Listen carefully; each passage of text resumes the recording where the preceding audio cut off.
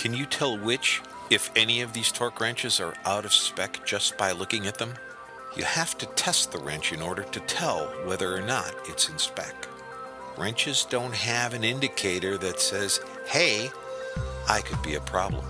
More companies have gone to daily torque verification, and with good reason.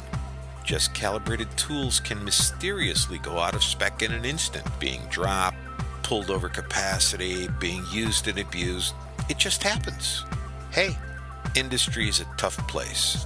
And if quality and control are important to your end product, then daily torque verification is a sound business process. So let's look at your torque verification unit. Can you tell which, if any, of these torque verification units could be out of spec just by looking at them?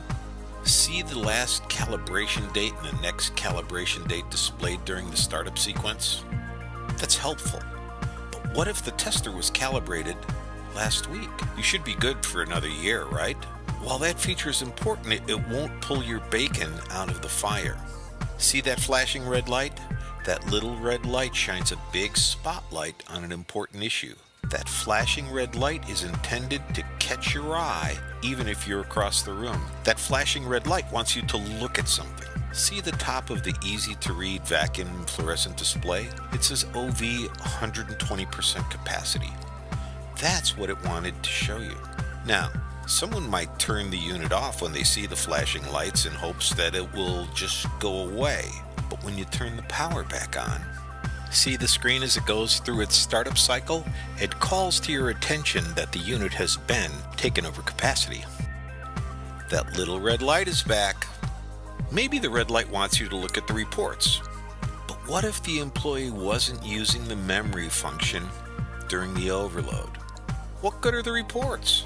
In Tronics 2, the overload information is stored in two places, and even if the memory is off, the data is still recorded in the elephant memory and can't be erased. See the OVL notice in the report? Those are all indications that this torque verification unit has been stretched to 120% or more over the rated capacity. If your unit is out of spec, then all your tests could be invalid and you've got out of spec torque wrenches and you don't know it. Then what? If your torque verification unit has memory and can tell you exactly when the overcapacity occurred, you can do a lot to make sure that you discover potential errors before your customer does. Let's pretend for a second that the memory was on, the unit is stretched to overcapacity, and the worker, in a noble effort to stop the flashing light, tries to erase the memory. What happens then? Actually, it won't erase, because that's been error-proof too. And not only will it not erase, but it gives the worker a display that says, "See supervisor." Error-proofing is all about helping the worker to do a better job with these your error-proofing features. If you want to gain control over your torque verification program, daily torque verification is only half a job. You have to complete the cycle, otherwise you're really not error-proofing. If you are verifying your wrenches and you don't have a unit that talks to you, you're just gambling with your quality. To learn how to stop gambling and start truly error-proofing, contact Sturtevant Richmond.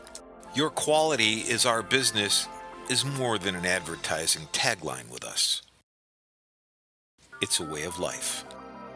This is Newton Meter saying thanks and good torquing with you.